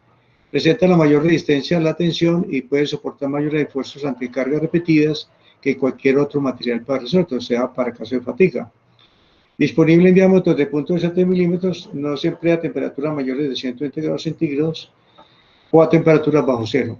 Bueno, el alambre templado y rendido en aceite, o sea, el acero AIC1025, más conocido en el programa como A229. Este es un acero para resortes de uso general que se emplea para elaborar muchos tipos de resortes de espiras, cuando el costo del alambre de piano resulta prohibitivo, o sea, pues el alambre de piano es costoso y se necesitan tamaños mayores que el alambre de piano disponible. No adecuado para cargas de choque o impacto, disponible en diámetros de 3 a 1 milímetro, o sea, se consigue diámetros mayores. Pero dice aquí, pero se consigue con tamaños mayores y menores dependiendo pues del fabricante. No se emplea más de 180 grados centígrados o a temperatura bajo cero. El alambre más popular, o sea, el más económico, el estirado duro, ¿cierto? También lo llaman trefilado duro. Este acero se usa para fabricar resortes de uso general más barato y se debe utilizar solo donde la duración, la exactitud y la deflexión no sean muy importantes. Disponible en diámetros de 0.8 a 12 milímetros, no se emplean a más de 120 grados centígrados o a temperatura bajo cero. Bueno, cromo vanadio, este es el que utiliza en los resortes de los motores. Esta es la aleación más popular de acero para construir resorte en condiciones que implican esfuerzos mayores que las que se pueden emplear con los aceros al alto carbono y para usarla cuando son necesarias resistencia a la fatiga y alta durabilidad. También sirve para cargas de choque o impacto y se utiliza ampliamente para fabricar resortes de válvulas de motores de aviones y para temperaturas hasta de 220 grados centígrados. Disponible en recocido o pre-revenido con tamaños de 0.8 a 12 milímetros. Bueno. Acromosilicio. Esta aleación constituye un material excelente para fabricar resortes sometidos a esfuerzos elevados y cargas de impacto que requieren larga vida. La dureza Rowell C50 o C53 son muy comunes y el material se utiliza hasta temperaturas de 250 grados centígrados, disponible en 0.8 a 12 milímetros. Bueno, en el catálogo que yo les voy a suministrar van a sacar los diámetros de allá, aunque también sirve esta tablita que les voy a mostrar.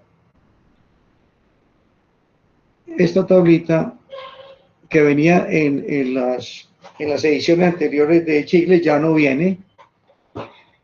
Nos dice diámetros sugeridos para alambres para resortes. Entonces, tamaños métricos. Primera opción, entonces tiene tres opciones. Primera opción, segunda opción y tercera opción. Entonces, aquí están los tamaños métricos. Acá están. Continúan acá en esta tabla, lo que está, o sea, van desde 0.1 hasta 16. Aquí los tamaños en pulgadas van desde 0.004 pulgadas hasta 0.36 pulgadas. ¿Cierto? Entonces esta tablita la van a encontrar ustedes en el programa, en el programa de resortes, que como les decía, venía en ediciones anteriores del texto de Chicle. Venía, creo que hasta la edición sexta. Viene esta tablita, ya un día ya no aparece. Bueno.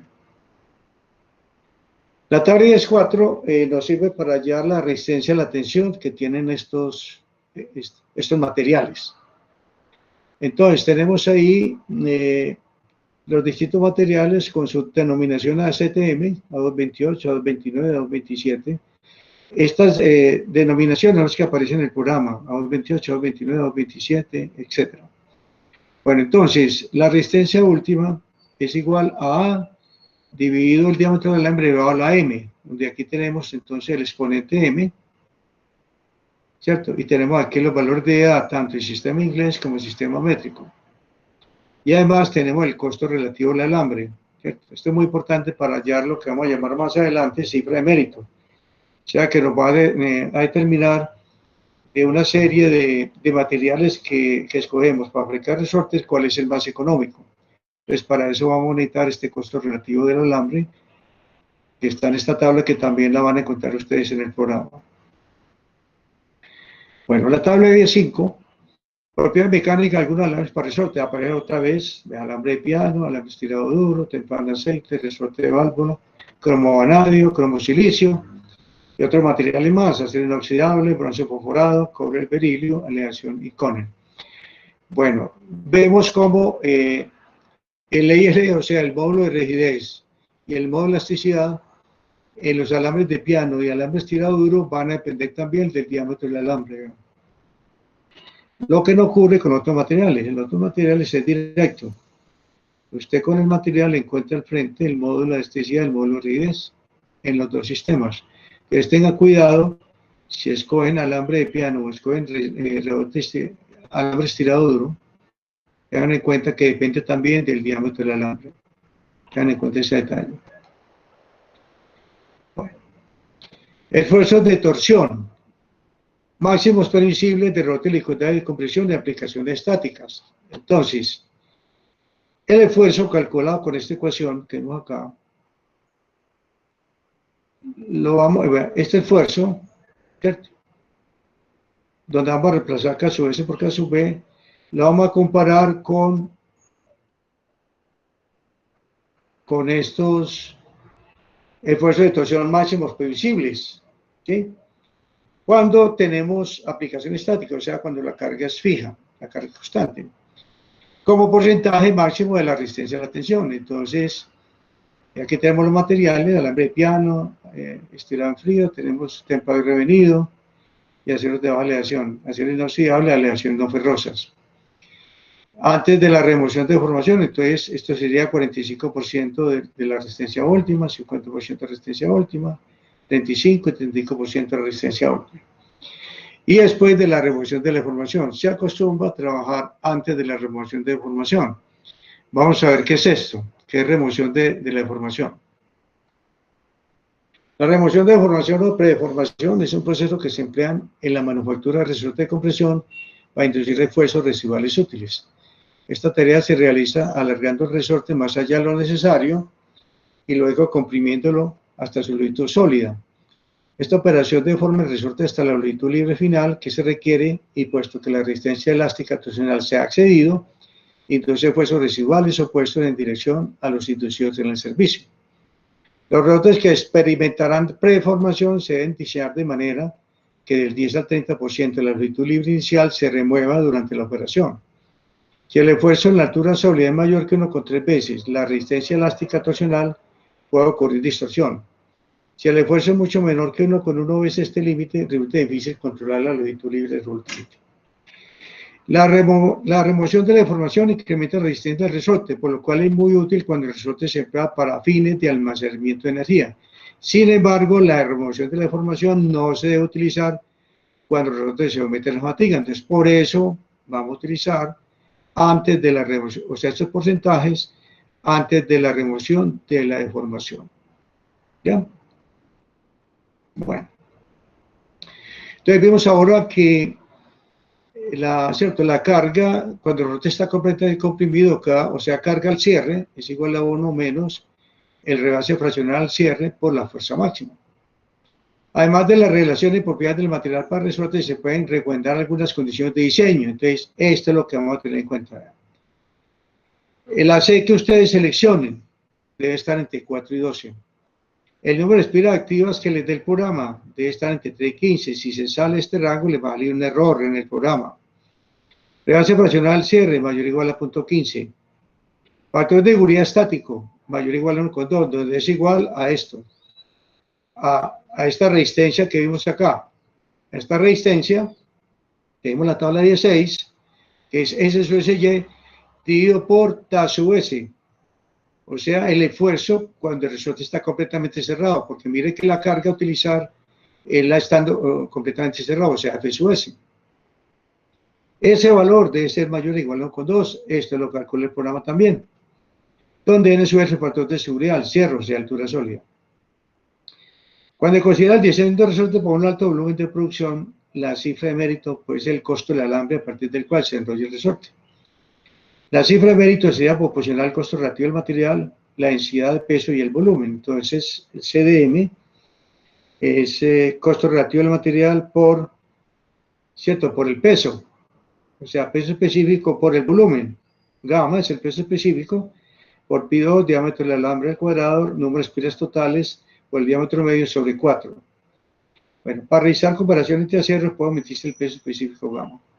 Entonces, el programa en cada material les va a calcular esto, o sea que ustedes ahí pueden saber cuál resorte les resultó más barato, más económico.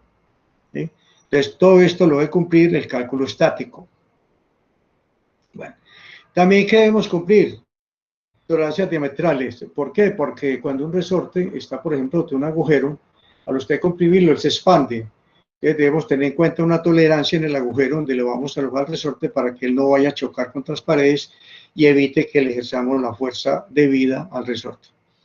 Entonces la tolerancia positiva para el diámetro del agujero y la tolerancia negativa para el diámetro de espiga, o sea, si en vez de estar el resorte en un hueco, tenemos dentro del resorte una pieza, ¿cierto? Una pieza cilíndrica, eso es lo que llaman aquí espiga.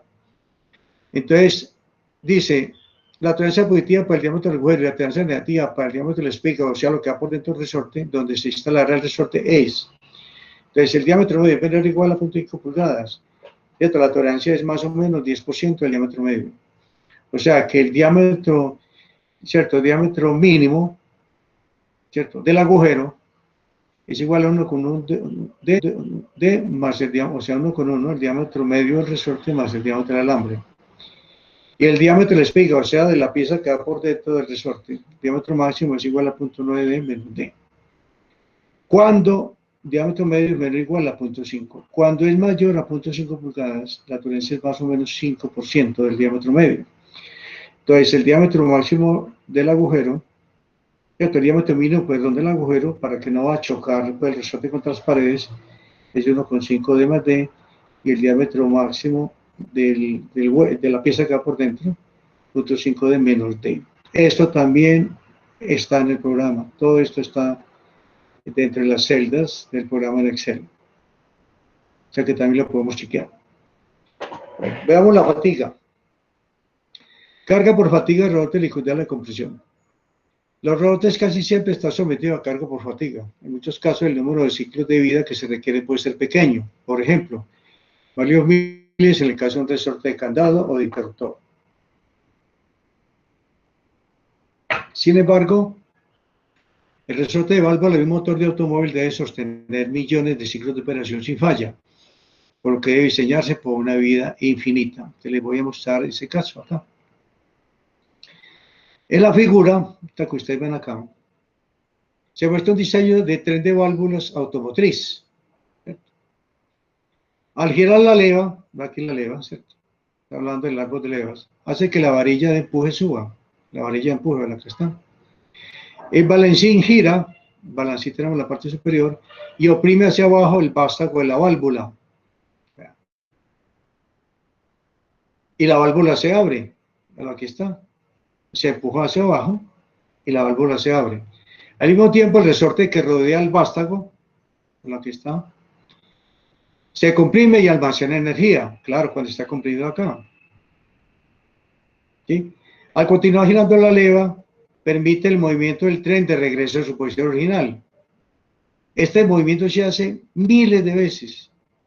En su movimiento de subida y cierre de la cámara del motor, la válvula es ayudada por el resorte, el cual ejerce una fuerza que cierra la válvula a finalizar el ciclo. Entonces, lo que dicen acá, que el resorte de válvula de un motor de automóvil debe sostener millones de ciclos de operación sin falla, por lo que debe diseñarse por una vida infinita.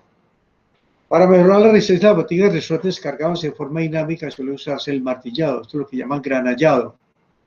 El granallado es un proceso que implica mandar una lluvia de pequeñas bolitas sobre la pieza, que eso aumenta la resistencia. Eso se hace en una máquina que se llama Willy Breaktor. Este procedimiento puede incrementar en 20% más o menos la resistencia de la fatiga torsional. El tamaño de la bolita, el martillo que hablan acá, es de 1,64 pulgadas, por lo que el diámetro del alambre y el paso de la espira deben permitir la cobertura total de la superficie del resorte. Entonces, sin martillar o sin granallar, entonces tenemos S sub SA igual a 35 kPSI, 242 megapascales, y S sub SM, que lo vamos a utilizar aquí en esta ecuación para hallar la resistencia a la fatiga. S sub SE viene a ser la resistencia a la fatiga torsional, donde van a emplear S sub SA y S sub SM, tanto sin martillar o martillado. Entonces, aquí tenemos los valores cuando el resorte ha sido granallado o martillado, ¿cierto? que son mayores, claro, porque aumenta la resistencia. Esta resistencia a la fatiga torsional. Bueno, entonces aquí tenemos las ecuaciones. S sub S igual a S sub SA sobre 1 menos, esto para Herbert. Para Herbert. En el caso de Goodman, no está elevado al cuadrado esta expresión de abajo. En el caso de la ecuación de Goodman sería S sub SA 1 menos S sub SM sobre S sub SA. Bueno, como en el texto utilizan más que todo Herbert, entonces en el programa yo también, ¿cierto? Estoy utilizando en todas las ecuaciones la teoría de fatiga de Herbert. O sea, voy a utilizar este S sub S que tenemos acá. Bueno. Entonces tenemos una fuerza alternante, fuerza máxima menos la mínima sobre 2 y una fuerza media, donde los subíndices tienen el mismo significado. Bueno. Entonces la amplitud del esfuerzo portante es igual, utilizando la ecuación que vemos ahora, K sub B, 8F sobre V3, entonces el esfuerzo alternante, el esfuerzo torsional alternante, donde reemplazamos la F por F sub A, vemos aquí el esfuerzo medio, donde reemplazamos la F por F sub M, ¿sí? Y utilizamos K sub B, ¿cierto? Factor de Berg-Stresser, aquí está. También se puede utilizar el factor de Wahl, como dice acá. Entonces ya se utilizan las ecuaciones, ¿cierto? De Soderberg, Goodman, Herbert, bueno, aunque estas ecuaciones es para esfuerzos normales. Simplemente donde aparece sigma sub A, vamos a repasar por tau sub A. donde aparece sigma sub m, reemplazamos por tau sub m, ¿ya? Y donde vamos a reemplazar S sub E por S sub SE, y S sub Y por S sub SY, ¿sí? Lo mismo, vamos a reemplazar donde aparezca S sub T por S sub SB, o sea, resistencia última al corte. Aquí resistencia de fatiga al corte, S sub SE, y aquí resistencia de influencia al corte, o sea, S sub SY. Esos son los cambios, pues, pero son las mismas ecuaciones. Bueno, la ecuación de Langer, entonces, tau sub A más tau sub M sobre S sub SY sobre N. Utilizando entonces la fórmula de Herbert para despejar el factor de seguridad y ya utilizando los tau, ¿verdad?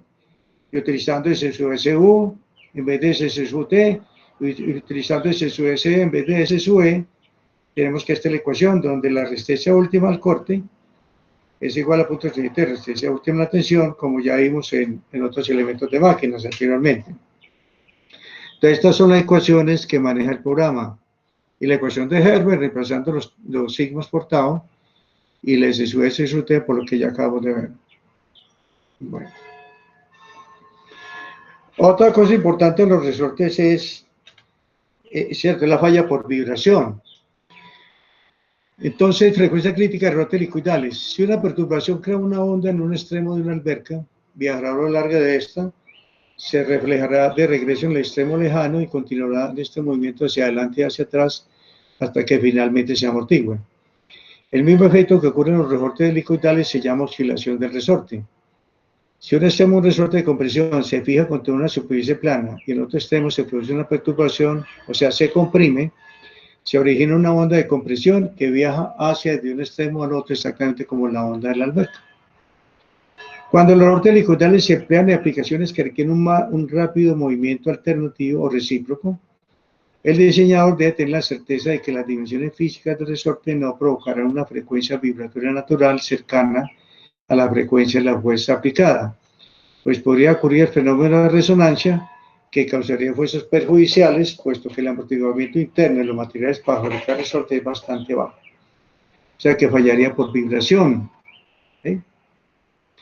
La ecuación que gobierna un resorte colocado entre dos placas planas paralelas es la ecuación de onda. Entonces, D2U sobre DX2 igual a peso del resorte sobre constante del resorte por la gravedad o longitud del resorte por D2U sobre DT2, donde cae la constante del resorte, que es la gravedad, L la altura del resorte, W el peso del resorte, X coordenada medida a lo largo de la altura del resorte y U movimiento de cualquier partícula a una distancia X. La solución de esta ecuación es armónica y depende de las propiedades físicas dadas, así como las condiciones finales del resorte. La frecuencia armónica natural de un resorte colocado entre dos placas planas y paralelas en radianes por segundo está por esta ecuación, mpi por kg sobre w, donde m igual a 1, 2, 3, etc., donde la frecuencia fundamental se determina para m igual a 1, la segunda armónica para m igual a 2, y así sucesivamente. Por lo general, lo que interesa es la frecuencia en ciclos por segundo. Como w en ciclos por segundo es igual a 2pi por f, se tiene para la frecuencia fundamental en Hz un medio raíz de kg sobre w. Suponiendo que los extremos del resorte siempre están en contacto con la placa, o sea, esto es para el caso de extremos cuadrados menelados. Cuando el resorte tiene un extremo apoyado contra una placa plana y la otra está libre, esta es la ecuación, un cuarto raíz de kg sobre w. Nosotros vamos a utilizar esta, un medio raíz de kg sobre w, porque el caso nuestro de ese freno de zapatas externas va a estar apoyado sobre superficies planas, paralelas. Entonces vamos a utilizar este un medio, kg sobre w para extremos a escuadra y esmerilados. Bueno, dice acá, también señala que la ecuación 1025, esta, se aplica cuando uno está apoyado contra una placa plana y la otra se conduce con un movimiento sinusoidal. Bueno, el peso de la parte activa de un resorte helicoidal, o sea, esta W, este peso, dado por esta ecuación, donde ya estas son las espiras activas, o sea, la altura del resorte se calcula con las alturas activas. El otro peso que habíamos hallado antes se calculaba con las espiras totales. Este otro peso, ¿cierto? Por eso el programa calcula los dos pesos. El peso considerando todas las espiras y el peso considerando solamente las espiras activas. Bueno. ¿Cuál es el criterio entonces? La frecuencia crítica fundamental debe ser de 15 a 20 veces la frecuencia de la fuerza o movimiento del resorte. con objeto de evitar la resonancia con las armónicas. Si la frecuencia resulta suficientemente alta, el resorte tiene que diseñarse de nuevo para incrementar K o disminuir W. ¿Qué quiere decir? Que la frecuencia crítica, o sea, está calculada, esta que calcula con esta ecuación medio de K sobre W, debe ser suficientemente alto con respecto a la frecuencia real que va a tener el resortico cuando esté funcionando. O sea, se recomienda de 15 a 20 veces la frecuencia de la fuerza de movimiento del resorte. También esto lo vamos a ver en el programa.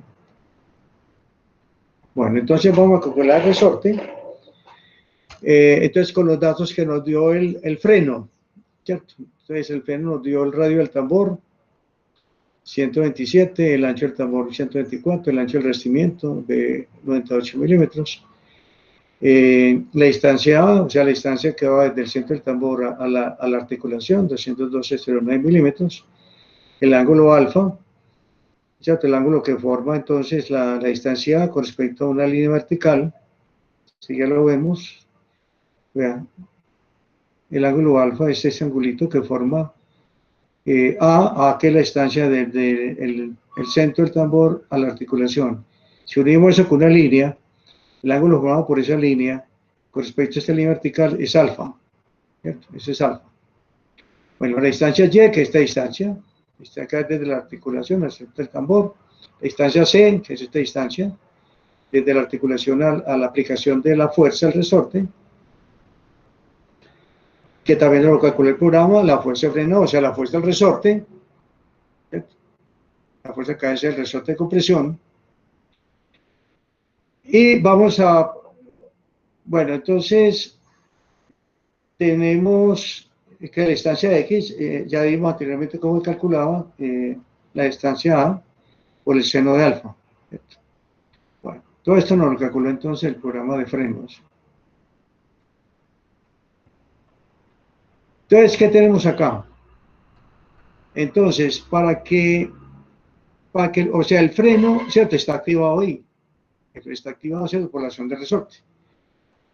Cuando yo acciono la palanca, abro las zapatas para que pueda rotar libremente el tambor, ¿cierto? Para que pueda producirse el movimiento. Entonces, vamos a suponer que lo abro 2 milímetros. Estos dos que ustedes ven acá. Vamos a suponer que lo abro 2 milímetros. Entonces, al abrir 2 milímetros acá se va a abrir arriba una distancia delta X. ¿Sí? O sea, tengo las líneas desde la articulación. Una línea vertical y una línea inclinada. Está separada aquí, donde está el centro del tambor, una distancia de 1 milímetro. ¿Sí? Entonces, mire que son dos triángulos rectángulos semejantes. Uno grande y uno pequeñito. ¿Sí? Donde delta X es a 2, como C es a Y. ¿Sí? Eso es lo que aparece aquí, vean. Delta X a 2 como C es a Y. Entonces, despejando delta X, nos da 398 milímetros. ¿Sí? ¿Qué pasa? Que esto es lo que se comprime el resorte cuando se abre una de las zapatas, pero como se abren simultáneamente las dos, entonces aquí también se va a abrir delta X, ¿cierto? La zapata izquierda, o sea que el resorte se va a comprimir 2 veces delta X, porque se abren simultáneamente las dos zapatas, ¿sí? Vamos a suponer que ahí, cuando está frenando, o sea, cuando está produciendo el frenado, vamos a suponer que el resorte mide el radio del centro, el radio del tambor. O sea que vamos a suponer que la longitud mínima que tiene el resorte va a ser el radio del tambor. ¿Cuál va a ser la longitud máxima? La longitud mínima menos 2 veces delta X, porque recuerde que el resorte se comprime, ¿sí? Cuando usted abre las dos zapatas, se comprime 2 veces delta X. Eso es lo que tenemos acá, ¿verdad?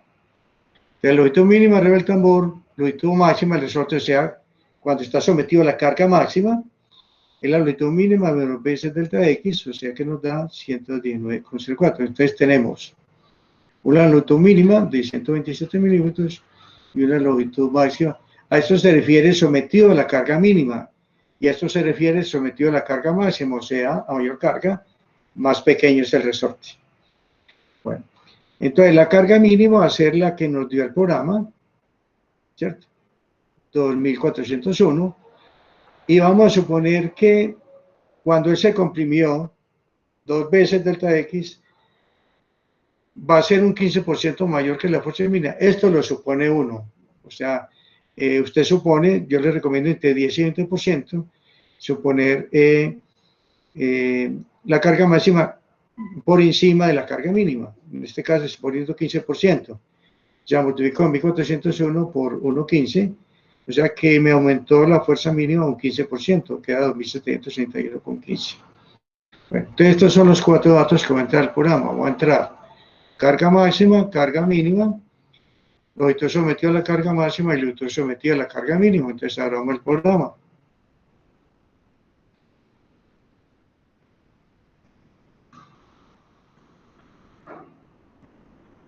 Bueno, acá. Se llama programa de resortes H, así se llama el que les envié. Bueno. Entonces, ¿qué tenemos en el programa? Tenemos entonces 5 hojas de cálculo. O sea, pues hay uno que dice portada, donde están los resorticos. Están los resorticos, resortes de compresión, resortes de torsión, resortes de extensión. Tenemos RESCON y RESCON, resorte de compresión, sistema anglosajón, o sea, unidades inglesas, libras, pulgadas, KPSI. RESCON SM, o sea, resorte de compresión, sistema métrico, Newton, milímetros, megapascales. Bueno. Tenemos RESTEN SA, resorte de extensión. Resortes de extensión, vean. Aquí el dibujito, resortes de extensión, sistema anglosajón y sistema métrico, RESTEN SM, sistema métrico. Y tenemos resorte de torsión, RESTOR, solamente el sistema inglés, no tengo en el sistema inglés no. Bueno, entonces vamos a abrir el que nos interesa, RESCON SM, sistema métrico. Pero observe que aquí introduje las cargas. Ah, bueno, aparecen varias columnas. Entonces miren acá, 7, o sea, alambre trifilado duro, estirado duro. A 28, alambre de piano, alambre templado reunido de aceite, a 29. ¿Cierto? Este es el alambre al cromo vanadio, al cromo silicio. Aquí están los materiales, vean, este botón, el material, están los diferentes materiales, la misma tabla que vemos ahora, vean. Ahí están.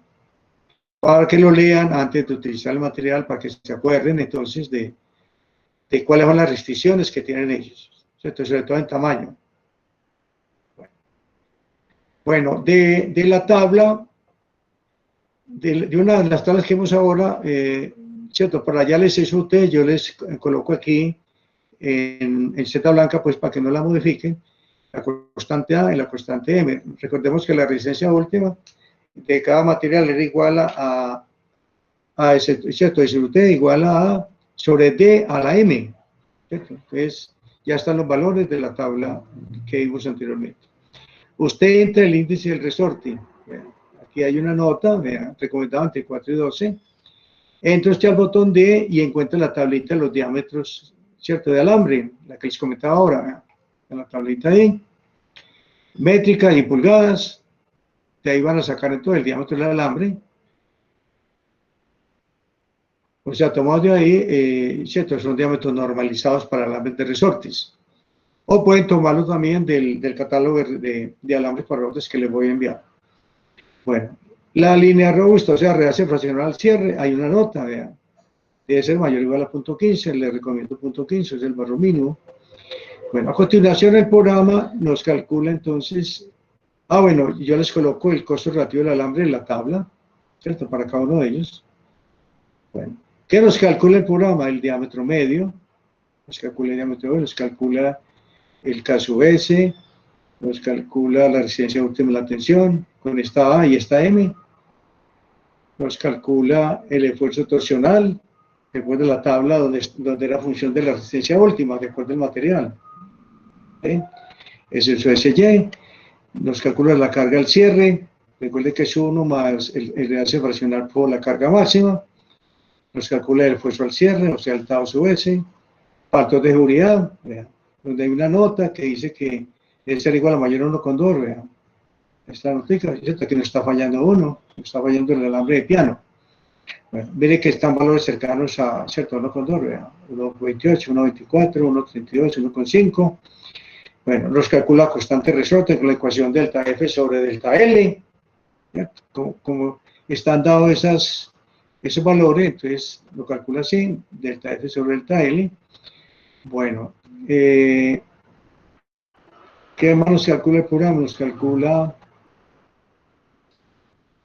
bueno, aquí entramos en rigidez, entramos a la tabla 1012, vean, donde están los valores del módulo de elasticidad, módulo de rigidez, de acuerdo al material, de acuerdo al diámetro del alambre, para alambre piano y alambre trefilador. Bueno, o sea, todas estas tablitas que vemos ahora, todas están metidas dentro del programa.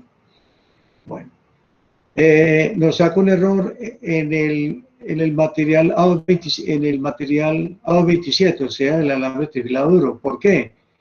Porque el número de espiras activas no dio entre 3 y 15. Cambien los otros sí dio entre 3 y 15, vean, 1049, 746, 382, 382. O sea, desde que no está entre 3 y 15, saca un error del programa. Bueno, usted entra al botón cúbico prima y haya los valores que le mostraba ahora de número de espiras de extremo y espira seccional para hallar la longitud cerrada, con prima de acuerdo al tipo extremo. Aquí estamos trabajando con extremos cuadrados inferiores 2 y 1, que son los valores que ustedes ven ahí. 2 y 1, vean, en todos los materiales. Bueno, como saco un error en la primera columna, lógicamente pues de ahí para abajo sigue sacando errores, vean. O sea que no vamos a considerar esa columna. Bueno. Entonces el programa nos calcula las espiras activas, entramos el número de espiras de extremo y cantidad sumar facturas sólidas, ¿cierto? Le entramos por teclado. Ah, no, por teclado no, o sea, yo los coloqué por defecto, para que siempre utilicemos extremos cuadrados venilados. Bueno, el programa nos calcula las espiras totales, o sea, le suma a las activas, ¿cierto? Le suma las espiras de extremo y por eso da 1049 más 2, 1249, 746 más 2, 949, 382 más 2, 580 y así sucesivamente. Entonces calcula la longitud cerrada, la depresión máxima, la longitud libre, ve aquí la longitud pandeo, ve acá, vean. Entonces debemos chequear que esta longitud libre sea inferior a la longitud pandeo. ¿Ya? Debemos chequear siempre eso. Si no cumple, debemos volver a comenzar a hacer cambios arriba, cambiar el diámetro del alambre, o cambiar ¿cierto? La constante, cambiar la C, en fin. Bueno. Nos calcula la deformación mínima, la tolerancia por choque, tolerancia al cierre. ¿Qué debe cumplirse? Que esta tolerancia por choque debe ser inferior a la tolerancia al cierre. Se debe cumplir eso. Bueno, aquí encontramos la constante extremo con ese botón G. Vean, constante extremo. Bueno. Nos calcula el pandeo, la fuerza alternante, la fuerza media, factor de Streiser, el esfuerzo alternante, el esfuerzo medio. Aquí entramos los valores de S sub SA y S sub SM, para sin granellar y granellado, o sea, lo que aparecía allá como sin martillar y martillado, ¿a lo que están? Nos calcula la resistencia a la fatiga de S sub SE con estos valores, resistencia al cortante, o sea, 0.67 de resistencia última, pues nos dice que este falla, por fatiga.